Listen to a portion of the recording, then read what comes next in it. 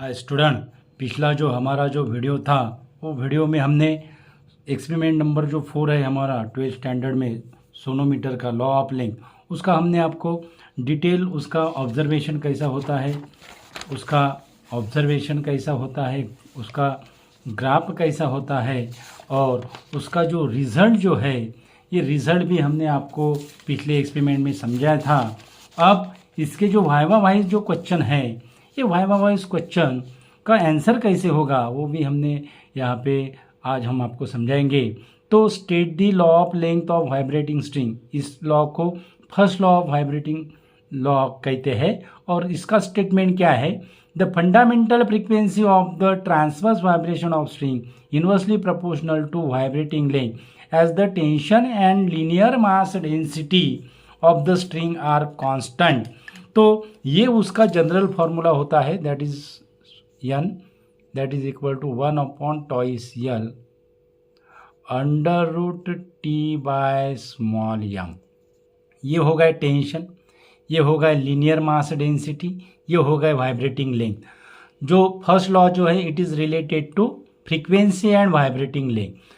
अब ये फॉर्मूले से हम क्या कहेंगे, अगर tension and linear mass density अगर कांस्टेंट अगर है तो n inversely proportional to vibrating length as t and m are constant. Okay, तो हमने यही लिखा है, that is n inversely proportional to vibrating length, so t and m are constant. उसके बाद what is the fundamental mode of vibration? तो यही fundamental mode को हम फर्स्ट मोड ऑफ वाइब्रेशन कहते हैं। तो first mode of vibration in which the string vibrate such that it form the one loop along the string such that the antinode form at the centre and nodes are form at the fix support. तो ऐसी अगर string अगर है, दो and में अगर fix है, okay, ये दो एंड में स्ट्रिंग क्या है, फिक्स है, तो इस तरह से फर्स्ट मोड ऑफ वाइब्रेशन में क्या होगा, ये सिंगल लूप क्या होगी, प्रोड्यूस होगी और ये लूप में फिक्स सपोर्ट पे होंगे नोड्स और जो सेंटर जो रहेगा यहाँ पे होगा anti nodes. It is denoted by ये और नोड्स जो है it is denoted by node n, capital N। Second mode में क्या होगा, 2 लूप्स फॉर्म हो गए।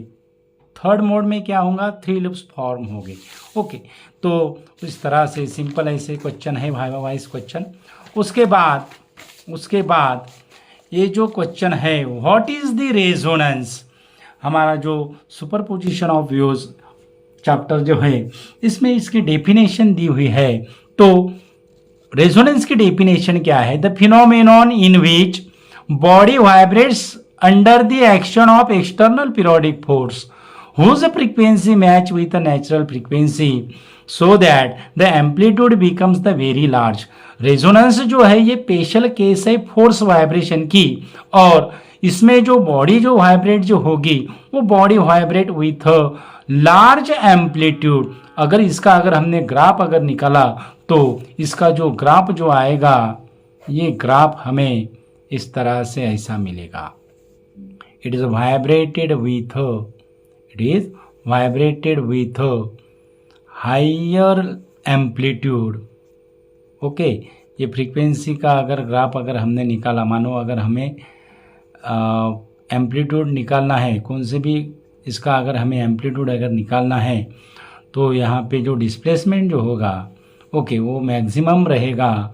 तो ये जो फ्रीक्वेंसी रहेंगी ये रहेंगी रेजोनेंट फ्रीक्वेंसी, ये डिनोटेड बाय n0। ओके, तो यहाँ पे जो एम्पलीट्यूड रहेगा वो क्या रहेगा, मैक्सिमम रहेगा। ओके, और उसके बाद what is a force vibration? अब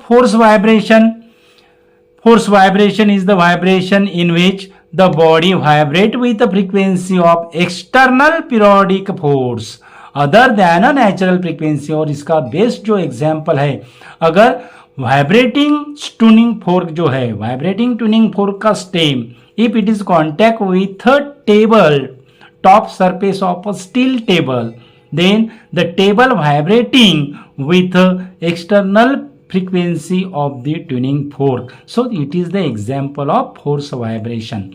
Okay, उसके बाद ये important ऐसा क्वेश्चन है इसमें, that is the why holes are kept on one side of sonometer box.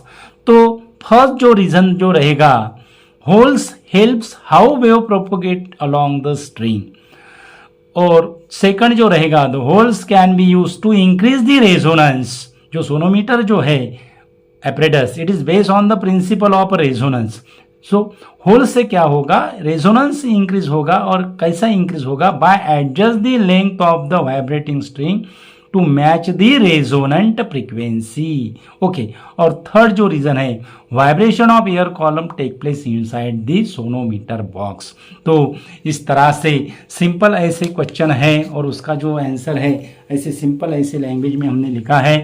तो इस तरह से सिंपल ऐसा वीडियो है, और वीडियो आपके फ्रेंड्स को शेयर कीजिए. और thank you so much dear student, आप जो हमें सपोर्ट जो कर रहे हो इसके लिए थैंक यू सो मच.